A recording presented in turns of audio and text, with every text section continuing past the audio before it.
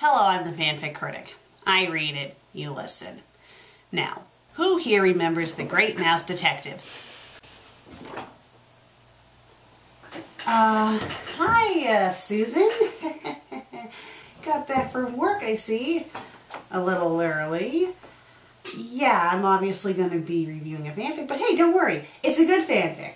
Oh, it better be a good fanfic, because I have to come out here and see you sprawled dead on the floor again. I will bring you back to life and kill you myself. It's been a long day at work, and the last thing I need is to find out that you killed yourself again because of reading a bad fanfic. Okay. So it better be a good one that you're reviewing. And if it is bad, be sure to keep yourself under control.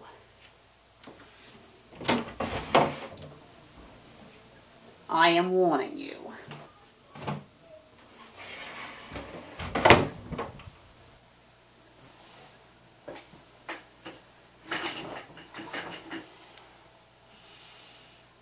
At least I hope it's a good fanfic. Let's hope for my sake that it's good.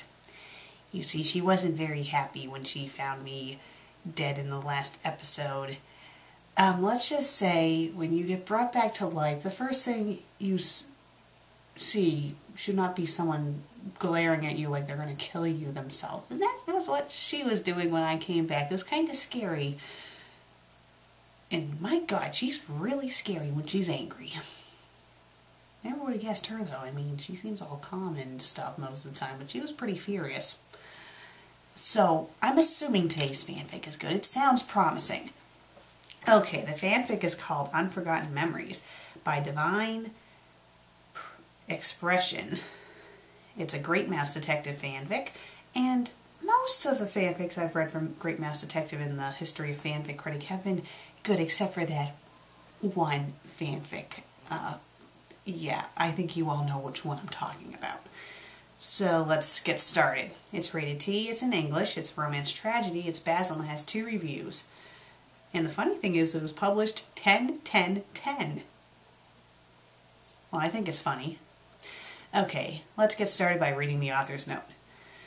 Hiya guys, I'm back. First off, I really wanted to thank Brunatello for looking over this incredibly long one-shot. Seriously, so far, this has been the longest one-shot I've ever written and probably won't be my last. Also, you will notice that some words, such as rumor and color, might be misspelled. They aren't. For some strange reason, I'm beginning to use UK English when I type. Well, seeing The Great Mouse Detective takes place in England, it kind of makes sense that you would use that type of spelling for this story. Secondly, A Shadow of the Past is having some minor setbacks, writer's block, you know. The plan of posting new chapters after the story is finished is still on. Don't expect any new chapters anytime soon. The good news is that I'm almost finished with it, but again, it's the mild writer's block that's killing me. So anyway, I hope you enjoy. So far, so good. Although it's just an author's note, but they didn't say anything stupid in the author's note. Unforgotten Memories, an original Great Mouse Detective story. Summary. There are memories in life that most try not to forget. For Basil Baker Street, there are certain memories he would wish to forget, no matter how much happiness they brought him. April 1902. It was a cold and rainy night in the grand city of London. Very few bystanders inhabited the streets. Even during this dreary night, it was too quiet. It too was a quiet one. Every now and then, carriages and cabs would seldom pass by. Most Londoners would believe this type of weather to be gloomy and downright oppressing, not for a young 37-year-old by the name on Basil of Baker Street. Don't you mean of Basil of Baker Street? Strange as some would think, his life as a private consulting detective was an exciting one. However, on this particular night, he had no case to keep him busy. Many know that during these particular times of unemployment, this young detective would fall deep into one of his dark, depressing moods. If the smooth melodies from his violin didn't help, he turned to his needle and cocaine. Nevertheless, the Basil of Baker Street that so very little knew then was now a completely different mouse. During those times, this eccentric detective had other things to bide his time. Society was hardly aware of Basil's personal life. This was only because he meant to keep it that way. According to Basil, the fewer who knew him, the better. There came a time when love and romance was a part of his life. He never thought of himself as the romantic type and wished to never be one. Not once had he ever considered marriage, especially children. That all soon changed 6 months after he began his newfound career. It all began one tedious evening in the late summer of 1887. 22-year-old Basil was returning home after assisting Scotland Yard with another double homicide case caused by the nefarious Professor Padraic Radigan. The young mouse detective was exhausted, cold, and completely drenched when he finally reached his flat. He was located directly under his human mentor who lived at 221B Baker Street. After producing his key to unlock the front door, he spotted a young woman with light tan fur. She was wearing a dark blue cloak over a forest green dress. Judging by how soaked she was, Basil deduced that she had been standing there for a while. "Are you all right, madam?" he questioned politely as he rushed over to her. Almost instantly, her blue-green eyes seemed to hypnotize Basil when she glanced up at him. "Are you Basil of Baker Street?" the young woman asked in almost a pleading tone. Her soft Irish accent was engulfed in light sobs. Don't even ask me to do an accent. I can barely do an English accent. I don't want to try to do an Irish one. "I am he. How may I be of service?" While telling him of her situation, Basil led her into his flat to get them both out of the cold rain. Miss Samantha Ann Collins, Basil soon came to know her as, was being threatened by her own family back in Ireland. Apparently her father, an extortionist, was forcing her to marry a young man by the name of Joshua Adams, someone who was promised to her at a young age. Upon hearing about this, Miss Collins dared to tell her father that she refused to marry someone who took innocent lives for a living. Her father soon became furious and beat her senseless. At the age of 16, Samantha ran away in order to protect herself from her father's rage. She explained that she had no real intention to come to England yet, decided to maintain residency. For 3 years, I felt as if I was finally at peace, she continued. It was 2 months ago that I began to receive anonymous letters. Almost instantly, however, they soon ceased. When did you begin to receive physical threats from your family? Basil calmly asked while sitting in his red armchair and holding his pipe. Precisely a week ago, Mr. Basil, she answered, while fighting back her fresh tears. Tuesday evening, to be more specific. I was heading back from the market when I began to have a strange feeling that I was being followed. Yet, every time I turned around, there would be no one there. It was when I reached my flat that I soon found out that it was my father who had been following me, and apparently abused you once again after refusing his horrid demands. Basil disappointingly stated as he noticed her trying to cover a rather large bruise on her right cheek. She only nodded in response. Did your father say anything to you? No, sir. The beating said it all, she sadly replied when her eyes met Basil's. Sighing deeply, Samantha continued. It was several hours later that I regained consciousness and locked myself in my flat. I was afraid that he would still be out there. To my dismay, he was. Almost daily, he would loiter around my flat, just waiting for me to come out. So he never attempted to break in, Basil said in more of a statement than a question. Not at first. It was actually earlier today that I returned, seeing the front door to my flat broken in. I refused to enter, knowing that he was lurking inside, waiting for me. And then, you came to me. Basil softly added, Yes, Mr. Basil, I had no one else that I could turn to for help. I was not even sure if Scotland Yard would help me. I heard rumors that you were the one to trust." Rising to his feet, Basil began to pace. Samantha watched him while nervously playing with her long, dark brown hair. It was when he abruptly ceased that she stiffened. "Well, my dear, I will do everything in my power to stop your father from doing any more harm to you," he kindly said when he crouched down in front of her, taking her delicate gloved hand into his. "Oh, thank you kindly, sir," Samantha joyfully replied. "In spite of that, I must ask, is this Mr. Adams a threat to you as well?" "Very much, yes," she hastily answered. "It was apparently him that was sending me those threatening letters. Since those letters did not coax you out, your father was the last resort. Am I correct when I say this?" Yes, tears finally began to fall. Instantly Samantha looked away. For some reason, she felt ashamed to have Basil witness such a scene. To her, it made her feel weak to express such an emotion in front of someone she had never met, especially since that particular someone was also a man. However, Basil did not seem to mind. He completely understood that she was afraid. It was 3 days later that Samantha's father, Amadeus Daniel Collins III, was soon caught and locked away. Joshua Adams, on the other hand, was found dead near the outskirts of London. Basil assumed that it had been suicide. Basil could instantly see all the stress and worry lift from Samantha's shoulders. Within days, she began to feel like herself again. After a week or so had passed, Samantha soon realized that she had not properly paid Basil for his assistance. What she did not expect was that Basil turned down the money she was willing to give him. "I have a better idea, if you do not mind," Basil said kindly when he handed her back the money. "No, Mr. Basil, what at all? What do you have in mind?" Samantha asked calmly, not once feeling uncomfortable in his presence. It was later on that evening that Basil would soon learn that he was beginning to feel for Samantha Collins. At first he tried his best to avoid the newfound emotions that swirled within him. However, after a while, he soon began to accept them. The only problem was that he was not quite sure if Samantha felt the same for him. For the first 2 months, Basil remained patient. He knew if she did feel something for him, that he could wait until she expressed them. At this point, he had all the time in the world.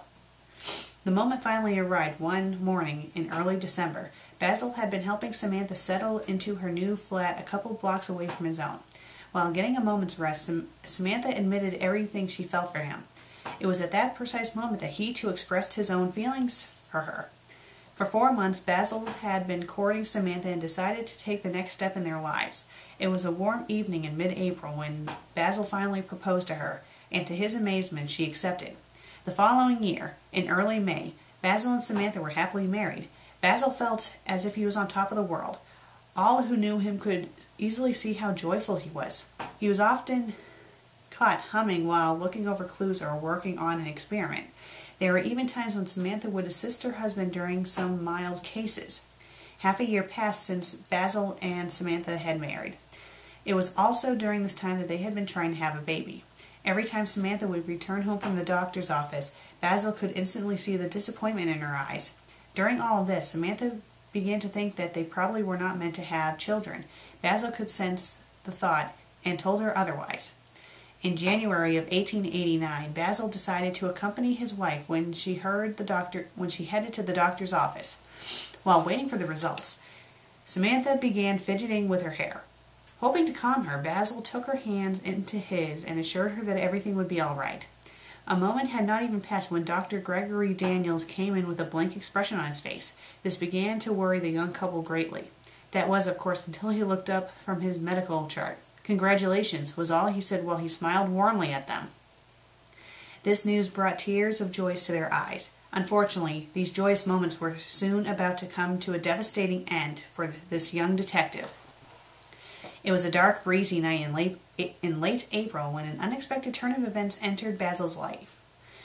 This particular night, Basil was out investigating another homicide case, leaving his 5-month pregnant wife alone in their flat.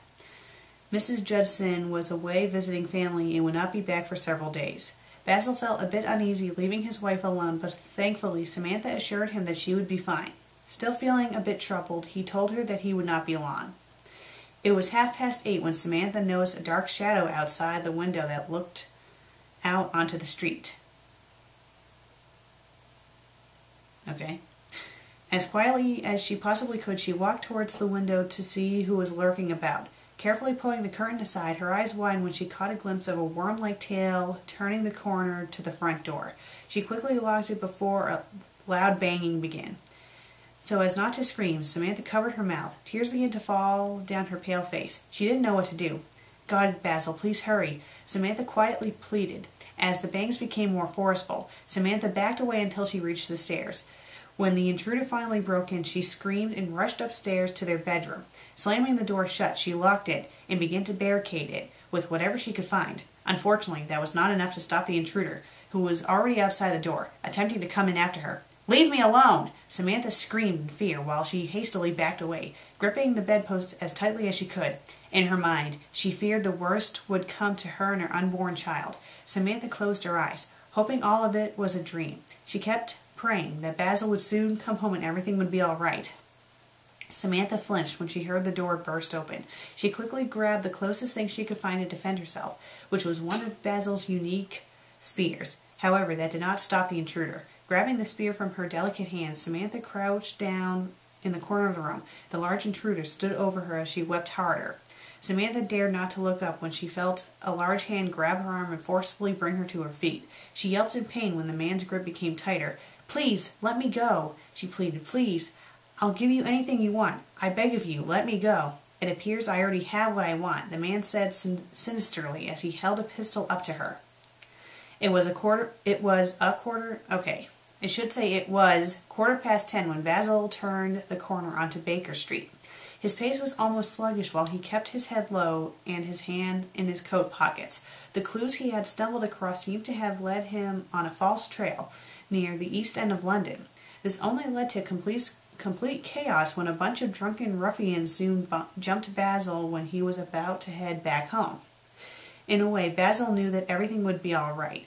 Even though he was in slight pain from his struggle, he smiled when he thought about Samantha and their expecting child. However, all that soon ceased when he began to hear a loud commotion just ahead of him.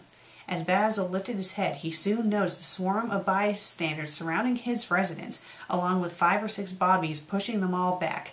Thinking the worst, Basil sprinted through the crowd, dodging every officer who attempted to stop him. "Where is she?" Basil asked the young constable standing in the front of the door.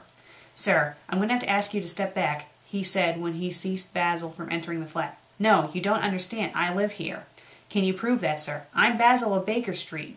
Is that enough proof for you, constable?" "Oh, Detective Basil. My sincere apologies, sir. It's been so hectic that I did not—" he attempted to say as Basil ran past him. Looking around the room, he spotted 2 more officers off to the side of the sitting room. "Detective," Volk called out while descending the stairs. Basil walked towards him and instantly was pulled further to the side of the room. "What happened?" Basil asked with such alert. "It's not good, Detective. Not good at all. Where's my wife?" Volk sighed deeply while he left Basil's worried gaze and glanced upward to the ceiling. "Is she all right?" Basil asked, his voice sounding strained. Basil pushed the bedroom door open as he ran toward the white sheet. Pulling the sheet away, Basil's heart nearly stopped when he saw Samantha's lifeless body. "Oh God, Samantha!" Basil shouted as he took her into his arms. "Darling, please wake up. Please, you can't leave me." Tears instantly began to fall, while Basil held her tightly. Basil placed his head against Samantha's as he wept harder. Not once did he care that other officers were in the room with him. After several minutes had passed, he managed to calm himself to where he could speak. Gently kissing her cold lips, he carefully placed Samantha back down on the ground. For several seconds, he could not tear his eyes away from the one thing that brought him true happiness. Finally, he placed the white sheet over her and brought himself to his feet. Feeling as if he were about to collapse, he walked towards the bed and leaned against the bedpost. "I shouldn't have left her alone. Why did I listen? Why did I let her talk me into going? God, I was so stupid. Because of me, I lost her. I lost them both." Basil said all of this mostly to himself. "Detective, that's not entirely true," the inspector pointed out. "What do you mean?" Basil questioned without making eye contact. "We managed to find a doctor to get the baby out," Vol said sadly, placing a hand on Basil's shaky shoulder. Gasping quietly, Basil starts to stutter. Is it a he? Or is it—" Vol cuts gently in. It's a girl. Where is she? Basil asked quietly. She's in the nursery. Vol struggled to answer. But, Basil coldly asked, gazing down to the floor. I'm afraid she too does not have long. According to the doctor, her lungs aren't fully developed. Basil quickly glanced up at the inspector with a vexed gaze. It was bad enough that his wife was dead, but knowing that he would soon lose his child was too much for him to bear. Basil quickly released the bedpost and began to walk out of the room. However, Vol stopped him before he could make it to the door. She's still... Are you sure you want to? Inspector, if your own daughter was about to die in a matter of minutes, wouldn't you want to spend every waking moment you had with her? Vol nodded in response when he felt Basil rip his arm away from his grasp. He instantly knew that asking such a question was not a smart move. As Basil reached the door, he sighed deeply while holding back fresh tears. If you don't mind, I wish to be left alone, Basil calmly requested. Of course, Vol replied sorrowfully. He watched Basil leave the room while he too fought back his own tears. When he heard the sound of another door close, Vol reached into his pocket and pulled out a crumpled piece of paper that he had found beside Samantha's body. See you real soon, Detective Basil. R. After reading it several more times, he placed it back in his pocket and sighed heavily. Radigan, what do you want with him? What has he ever done to you to cause such destruction in his life? He asked himself as he and the several Scott Yard officers cleared the room, hauling Basil's wife out. Basil sat quietly in the darkened nursery as he carefully rocked his dying infant in his arms. He quietly wept while his daughter carefully gripped his finger. She was so tiny in his arms. Basil feared that any slight movement he made would break her, that any breath she took would be her last. He smiled sadly while brushing a little patch of dirty blonde hair on her head. She was a perfect mixture of Samantha and himself. Suddenly, Basil panicked as the baby began to cough. As gently as he could, Basil placed her on his shoulder and began to rub her back. Calm down, Lily, Basil whispered while continuing his gesture. Come on, sweetheart. More tears fell as he attempted to end his daughter's coughing fit. After a few minutes, she ceased. There we go. That's my girl. Basil gently wrapped the small yellow blanket around Lillian a bit tighter. He could feel his heart pound faster when she coughed and almost break when she cooed softly. He glanced up at the small wooden clock that was carefully set on the small white dresser by the bassinet. 2 hours had already passed. All Basil could really do now was pray that he wouldn't lose her just yet. For that moment, she was the only thing he had left in his now corrupted life. As Basil looked away, he groaned deeply. I should have been there for you and your mother, he said softly. I know I shouldn't have left her alone. I know something didn't feel right. However, God, what was I thinking? At that precise moment, Basil instantly noticed his daughter's eyes slowly begin to open. To him, they were the most beautiful eyes he had ever seen. They reminded him so much of Samantha's. Even if there is no color in them yet, they still seem just as bright and full of life. However, the life that gleamed within those delicate eyes would soon vanquish forever. For just a mere second, Basil had to look away. With much effort, he fought back his tears. Sighing deeply, he glanced back at her. Not once did her eyes leave his. How did I help create something so beautiful? He asked himself as he gently brushed her smooth cheek. Basil laughed lightly when she gripped his finger once again. For the next 3 hours, Basil fought to keep his eyes open. He feared that if he fell asleep, he would wake up finding his daughter dead in his arms. Every so often, he would check to make sure that she was still somewhat breathing. For there were times that her gaze seemed almost vacant. Basil was amazed that she had lasted this long. Come on, Lily. You need to keep your eyes open. Keep them open for Daddy. Basil desperately pleaded once again as he took her tiny hand into his and rubbed it delicately. Come on, darling. Keep those beautiful eyes open. He knew her time was almost near, but he selfishly did not want to accept it just yet. He was not going to have her give up just yet. He could tell she was strong if she managed to stay alive for so long. Even then, he could see Lillian was still trying to fight. However, that strength was slowly fading. Finally, Basil soon realized that he had to accept defeat as he carefully held Lillian close to him. For just a short moment, he only wished that the beat of his own heart could keep her alive. Unfortunately, he knew that it was not possible. As he held her, he could feel her tiny heart rapidly beating against his chest. Seconds soon turned into minutes, as he felt her rapid heartbeats begin to gradually slow down. When the loud tolls of Big Ben echoed throughout the grand city, Basil finally began to break down as Lillian's heart at last ceased. At that precise moment, he wished that he could have died along with her. He honestly did not know how he could go on with his life without them. When Basil finally had the strength to stand, he made his way over to the small bassinet.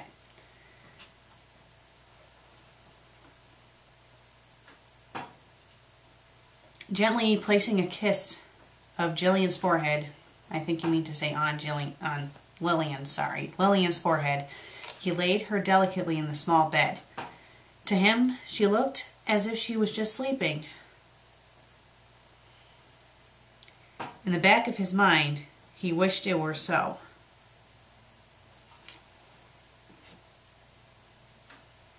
"I'll be with you both soon," he whispered, while he forced himself to look away and leave the room. When Basil was finally able to close the door, he instantly collapsed on the floor in complete distraught. The loud thud instantly brought Vole and the other officers upstairs. However, Vole was the first to reach the heartbroken detective. He still had a strong grip on the doorknob while the other hand was covering his tear-stained face. Vole knew instantaneously what had happened. Sighing heavily, he carefully knelt down beside the young detective and placed a gentle hand on his shoulder. "Basil, I don't know what else to say except, Inspector, though I appreciate your sympathy, I do not wish to hear it," Basil requested in a mere whisper. "I don't blame you, Mr. Basil." Without gazing at the saddened inspector, Basil struggled to get to his feet. Vole insisted on helping him, but Basil quickly pushed him away. "Just do what needs to be done, Inspector," he snapped harshly. Not saying another word, he and the young officer stood as Basil brushed past them. Vole glanced at the detective from the corner of his eye and saw him barge into his bedroom and forcefully slam the door shut. Vole sighed heavily when he heard the door instantly lock. Looking away, he shook his head and focused on the situation at hand. "Johnson." "Sir." "I want you and O'Reilly to take care of this," Vole said quietly. Vole quietly explained while pointing towards the nursery. "I'm going to remain here and keep watch." "Right, sir," he answered as he ran back downstairs to fetch the other constable. Basil lay lifelessly on the bed as tears continued to fall down his face.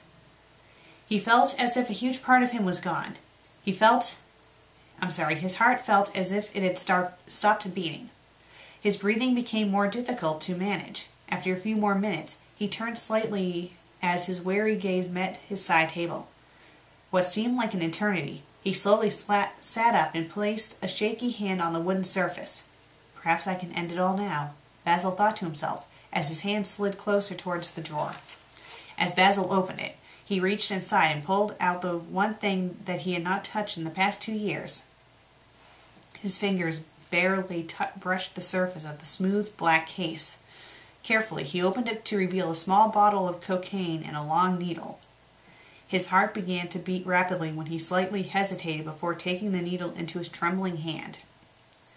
Basil could easily recall Samantha not knowing anything about his drug addiction. Before he began courting her, he figured it was best for him to simply give it up. It was hard, but eventually the powerful urges slowly began to fade. Almost instantly, Basil could feel those urges returning. At first, he was persistent to fight it both physically and mentally. He's done well this far, why destroy it now? However, for some reason, he wanted to feel that rush he had practically forgotten. Setting the case and needle down, Basil reached into the drawer once again to pulled out a long, thin piece of white cloth he used as a tourniquet. Just once. What harm could it do? Basil asked himself as he rolled his sleeve up and began to wrap the piece of cloth around his upper arm. Once he got it tight enough, he then tapped his arm and waited for a vein to appear. He looked back at the 2 remaining items that sat on his table. He knew just the right amount to make it a lethal dose. However, Basil was not sure if he wanted to take the risk or not. Come on, Basil, this is your chance to be with them forever. Take the risk. End your life now and be done with it. Extracting enough into the needle, Basil grunted when he injected himself with the contents. It instantly took effect when he removed the needle. Before having time to place it back down on the table, the used needle slipped from Basil's grasp and crashed on the floor. The glass syringe shattered as Basil fell onto the bed. The room suddenly began to spin. His heartbeat turned rapid and his breathing became irregular. At that precise moment, he heard the faint sounds of someone banging on the bedroom door, desperately calling out to him. Almost instantly, everything went black. "Basil!" a worried voice called out. "Basil, come on, old boy, snap out of it! Basil!" Basil shouted in absolute panic as he shot up in a seated position. His entire body was covered in a cold sweat, and his heart felt as if it were pounding rapidly in his head. At first he did not notice a gentle hand resting on his bare shoulder. "Basil, are you all right?" Quickly looking beside him, he noticed Dawson at his side. "Yes, I'm fine," Basil answered hastily. "You were calling out to someone. It was just a dream, my dear Dawson, a nightmare even. Nothing more. I appreciate your concern, but I'm quite all right now." Dawson sighed deeply in complete frustration, either that or it was almost 4 in the morning. Either way, Basil's stubbornness was not helping much. Giving the detective a simple nod of defeat, Dawson left the room and headed back to his own. Basil waited until he finally heard the sound of Dawson's door close. Quickly, he opened his side table drawer. Rummaging through it, no black case was to be found. He then remembered Dawson forced him to get rid of it almost 3 years ago. Sighing in pure relief, Basil carefully closed the drawer. He groaned deeply while he removed the blankets from himself. Stumbling slightly, Basil stood up from his bed and made his way towards the door. However, he stopped when he reached the full-length mirror that hung from the wall. Staring absent-mindedly, he felt as if he could see the man he once was. Actually, the man he would have been. Tearing his gaze away, he looked at the small calendar that hung above his dresser. April 14th. Has it really been 13 years? Basil questioned to himself. It amazed him just how much he managed to forget that night. Throughout all those years, he had always had some case to occupy his time. Unfortunately, this time around, he was left with the painful memories of his wife and daughter. Walking back towards his bed, Basil carefully slipped his hand underneath the pillow. Underneath was the small picture of him and Samantha in an oval-shaped silver frame. Basil was wearing a simple black buttoned-up shirt, dark gray trousers, and a dark red waistcoat.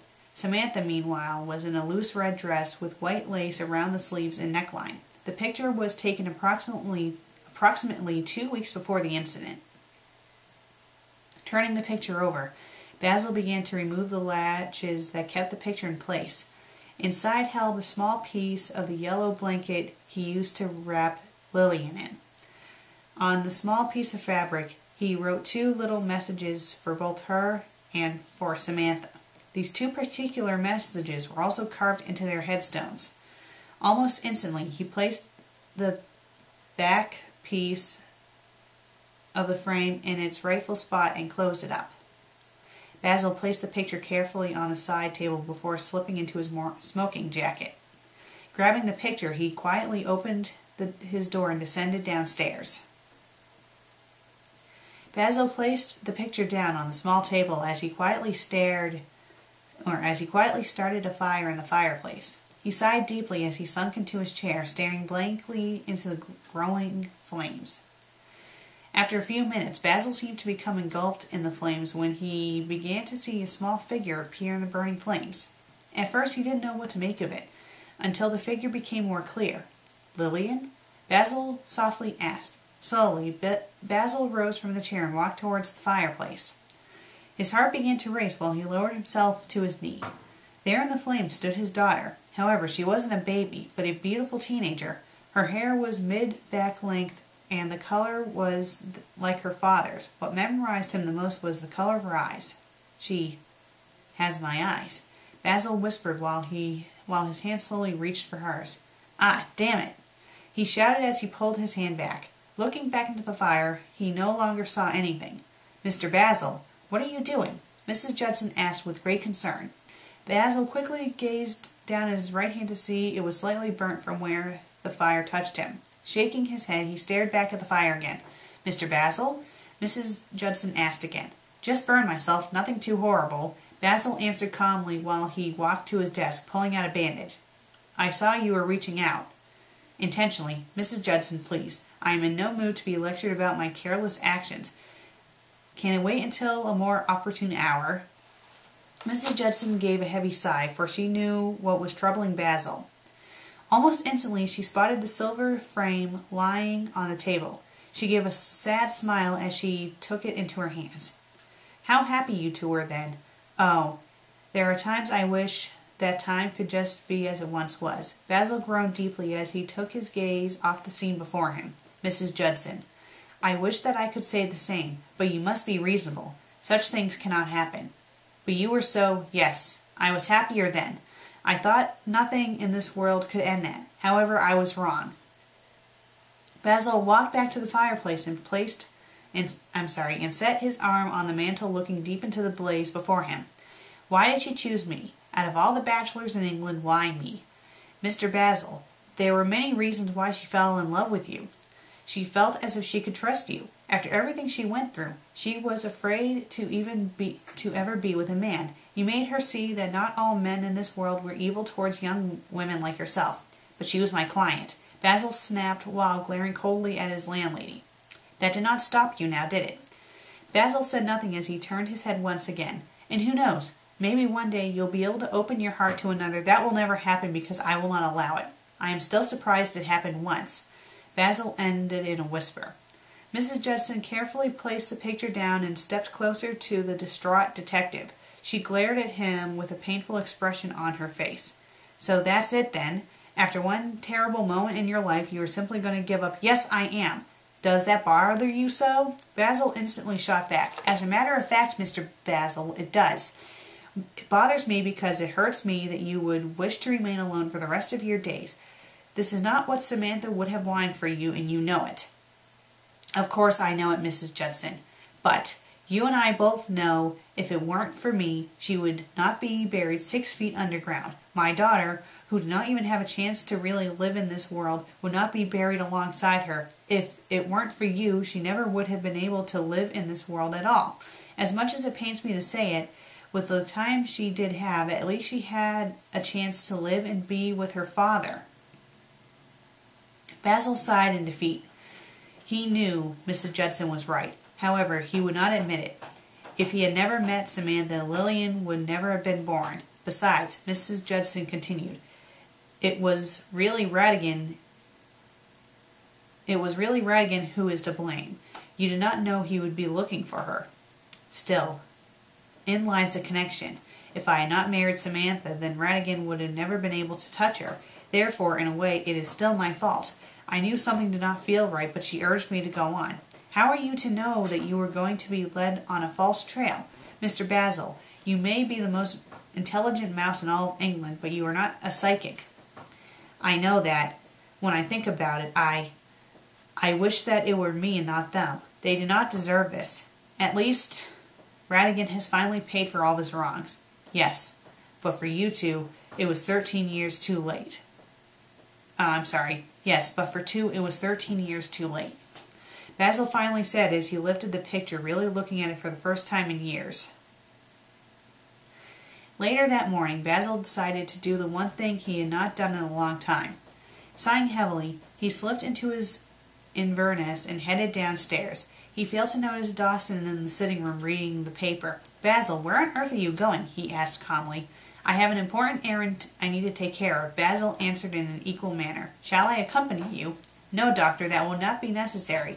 However, I should return I should return by midday, no less. Enjoy your morning, old chap. Not even thinking about his dear stalker. I don't know what that is. Basil slipped out the door into the cold morning air. Was that Mr. Basil that just walked out the door? Mrs. Judson asked as she stepped out of the kitchen only seconds after. Indeed it was, my dear. Where he is off to, I haven't the slightest. Dawson simply replied as he set his focus on the morning paper once again. I might have an idea where he's going, Doctor, she commented to herself while a small tear fell down her rosy cheek. Smiling happily, she headed back into the kitchen to prepare breakfast. There wasn't a single soul out at this time of day, and that is just how Basil preferred it. Finally reaching his destination, he gave a heavy sigh as he kneeled down in front of the black marble headstone. Basil did all he could to hold back his tears when he placed his hand on top of it. Closing his eyes for a brief moment, he let his fingers slowly trace the letters engraved on the headstone. Samantha Ann Baker, March 17th, 1869, April 13th, 1889. She was my strength, my soul, she was my strength, my life, my soul. Those words are still true, my love, Basil finally said when he opened his eyes. There were many times that I wished to give up, but it was you that kept me going, that pushed me to continue. I owe so much to you. It was you who allowed myself to feel love. You gave me the chance to become more than I ever thought I would be. Even now, I feel as if I do not deserve to say such words. Samantha, forgive me for trying to erase our past. It is not that I do not care anymore. I feel like what happened to you and to Lillian was my fault. In a way, even if you pushed me, I feel as if I did not do my part to protect you both. For that, I thought I did not have the right to have once been known as a husband and father. After saying that, Basil turned to the smaller headstone beside Samantha's. Lillian Rebecca Baker, April 13th, 1889, April 14th, 1889. Let her live on alongside a beautiful angel as she. Lily, my darling Lily. If only I could see you again. What a wonderful young woman you would have become. I imagine you would have taken after your mother. She was not like any other woman I had ever come across. She was never afraid to speak her mind. She was independent. I can imagine that would have been you as well. Basil paused again as he placed a delicate white rose on each grave. I shall be with you both soon, he said as he finally let his tears fall. I promise you both, with all my heart, I will never forget you ever again. And that's the end of the story. Let's read the author's note. There you have it. I hope you all enjoyed it as much as I enjoyed writing it. R&R, I'll appreciate it, but be advised I do not take harsh criticism very well. Well, my dear friend, I don't think you have to worry about harsh criticism from this critic today. I mean, there was a couple of little typos, but overall the story was very good. And you're right about it being a long one-shot. But you know, I think the length was pretty perfect. I mean, it was a nice, well-rounded story. It had a good introduction. I liked how it explained Basil's past, and the scene with him losing his daughter was heartbreaking. Sorry, I almost cried again. Still not like with the water in the curb. That was embarrassing, but still, this is a story that'll probably get a lot of people teary-eyed. I mean, this was a great story, and I could see this being canon. I could see this being canon. I mean, it kind of explains why, you know, Basil's so obsessed with wanting to get Ratigan. I think, it could be canon. That's the nice thing about this fanfic, because you could picture this actually taking place in the actual movie, or being like part of it, like in the past or something, if, you know, it were to take a much darker route.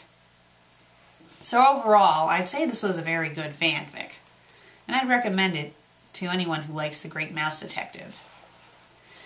Well, I'm the FanFic Critic.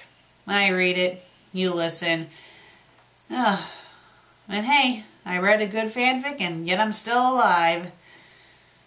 As long as I don't piss Susan off, and then I'll probably be dead again. Yeah.